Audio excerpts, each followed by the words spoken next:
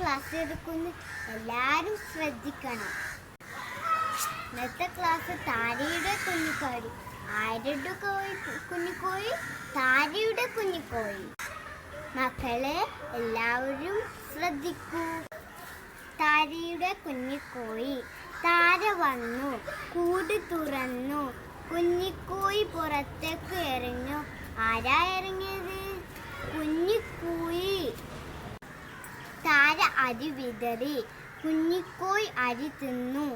താര അത് നോക്കി നിന്നു. അത് പരന്തു കണ്ടു. ആരാ കണ്ടത്? പരന്ത്. അത് കാക്കയും കണ്ടു. പിന്നെ ആരാ കാണുന്നുള്ളത്? തത്തമ്മ. ആരാണ്? തത്തമ്മ.